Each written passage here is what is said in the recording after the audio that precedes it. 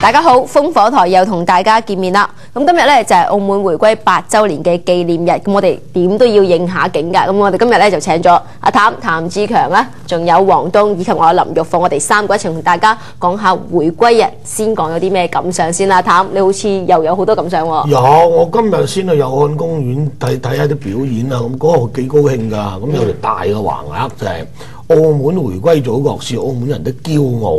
喂，你咁嘅語氣，你唔驕傲咩？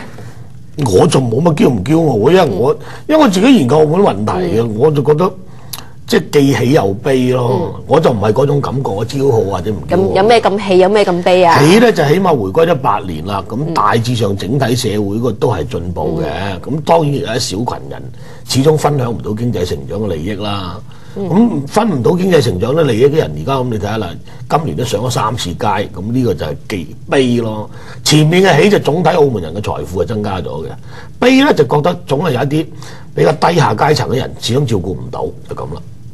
咁黃東咧，你好似頭先都有好多感想咁樣喎。感想一定有啦，就諗翻起我哋當初8年前今日嘅天氣就非常之寒冷嘅。咁啊諗翻起我哋點樣喺上面做好多嘢，就係關於呢個採訪啊，俾人採訪啊嗰啲都齊晒。咁啊睇下呢個軍隊點入城啊，成個過程都完成咗交接，我哋一路冇瞓過，諗翻嗰啲嘢，眨下眼又8年。咁咧就當時咁凍，今日就咁暖咁啊！我覺得係咪澳門嘅整體環境係咪真係咁好？咁行過隨住係啦，可能係啱添咗京都議定書有關咁啊，行過由呢個三角花園一路行到去呢個塔石廣場咁啊！嗰個喇叭好響喎，點解咁響呢？原來有一隊人行過，咁佢哋突然間啊將個音量調升咗啊！唔知點解澳門真係可以咁過癮嘅歌舞升平。今日回歸係應該咁樣嘅，只不過個音量係咪咁大咧？可能周邊個居民會有投訴都唔定。我覺得我自己今日好早起身就咁，好似阿譚咁啊，周街行去睇下呢個即係究竟回歸日澳門係點樣。咁我覺得其實即係有好多好實在嘅變化咧，會喺度㗎。我今朝一早就喺新口岸嗰頭啦。咁譬如我喺呢個金沙賭場附近，我見7點幾8點咧，咁跟住咧就會見到我哋話即係澳門人最擔心嘅一個叫做交通問題啦咁樣。咁我喺今朝咧咁早嘅時候都目擊到就話8點鐘啫咁樣。咁一樣有一架巴士咧，就已經係排隊排滿晒人，咁有10個人塞唔到場上車咁樣。咁但係同一時間咧，我又會望翻出嚟多少少個海邊嗰度，我覺得啊，雖然嗰邊又好逼喎，咁但係其實澳門嗰啲寧靜，我哋成日都喺度講嘅嗰種咁嘅漁村風味、小鎮風味，即係嗰種好寧靜嘅感覺咧，原來喺清晨咧就依然有。跟住再行過少少，大家都知道新口岸就話好多呢一個賭場啦咁樣。咁而家你會見到咧就話成個嗰種我哋叫賭城嗰個格局咧，其實真係成晒型。嗰啲咁樣嘅七彩 mon 咧，度度都有，好似你咁樣行到每一個地方咧，有少少似我哋細個諗就話啊，好似未來嗰個世界就會係咁，好多嗰啲咁樣嘅大嘅 mon 咁樣喺度。咁跟住同一再行過少少就見到嗰個升旗禮咯咁樣。咁我見到升旗禮咧就都係一樣啦咁樣，佢有莊嚴嗰個地方。但係同一時間我哋會見到，唔係我哋會見到，我自己見到，嗰個儀式附近有啲咩嘢咧咁樣有附近好多民居啦咁樣。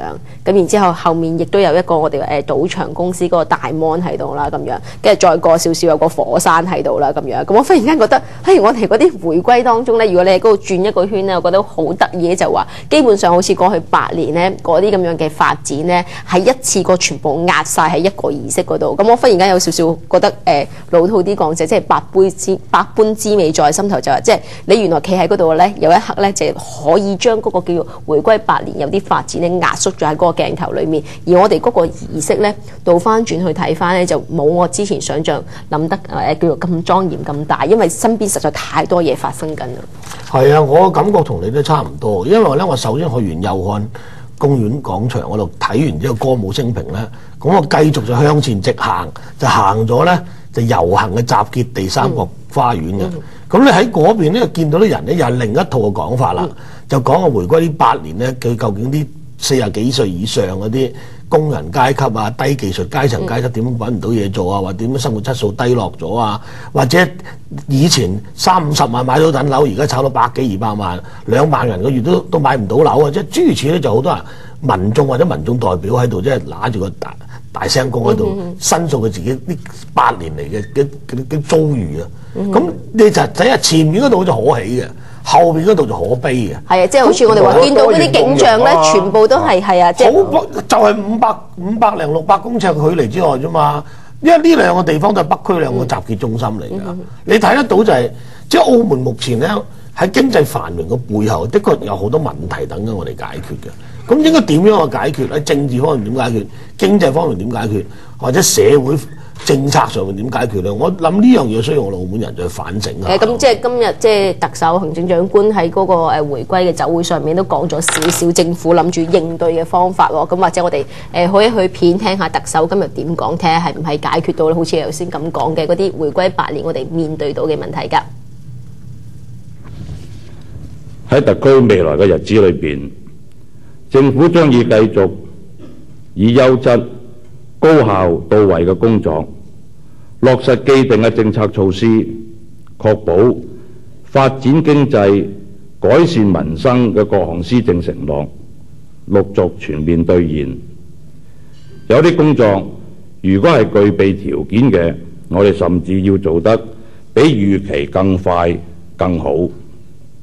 為此，我哋務必要深化與公眾嘅互動，提高施政嘅透明度，以密切嘅溝通，如實向公眾交代政府工作嘅進度同埋成果，包括交代有所調整嘅部分，嚟到解答各種公眾嘅疑問，增強大家對政府工作嘅信心，讓公眾喺充分掌握政府工作情況嘅前提底下，更有力咁發揮監督、支持政府施政嘅作用。特區政府將會結合8年以嚟嘅施政經驗，喺中央人民政府嘅領導同埋支持下，繼續嚴格遵守基本法，提高依法施政嘅能力同埋水平，進一步以身作則，促進公眾對基本法嘅準確認知、身體力行，同廣大市民一起，共同建設一個廉潔公平嘅社會，建設一個具有高度法治文明嘅特區。好，咁我哋啱啱睇完特首嘅今日呢一個重要嘅回歸講話，阿東你有咩回應啊？佢講咗佢嗰幾個嘢咧，一開始講3個問題係好緊要，優質、到位同埋高效。問題我哋而家個施政係咪做得到呢樣嘢呢？係嘛？呢一個係咪要深化嘅改革先至能夠達到呢？我就認為好緊要。佢提出呢3樣嘢係好，我覺得就係呢次講話嘅精華所在嚟嘅。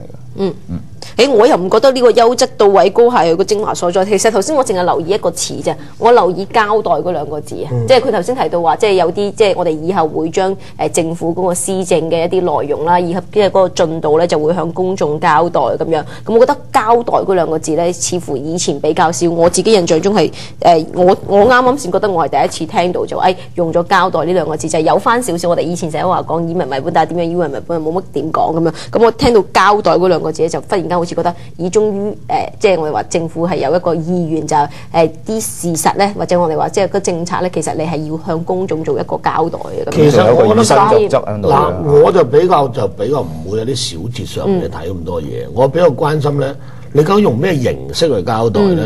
事實上，如果你真係要長治久安嘅話，你一定要從制度層面去解決嘅。好似目前澳門咧，你好多有關審批一啲重大嘅政府工程啊，或者土地嘅喺制度上面的確好多漏洞嘅。咁如果你唔堵塞呢啲漏洞咧，就往往就會造成一啲嗰個官商勾結、私相授受，亦即係違反澳門刑法啊337條、338條嗰啲叫受賄行為噶嘛。咁另外就關於澳門目前你要解決受賄啊、行賄呢啲貪污腐敗行為咧，一個好重要嘅陽光法案，即係財產申報制度。但係好可惜嘅，基本法63條已經規定咗，我哋特首、主要官員同議員你應該要申報嘅。但係咧個申報原來擺喺個信封裏邊，就跟住俾法官冇事又唔打開喎。嗱咁呢個又係大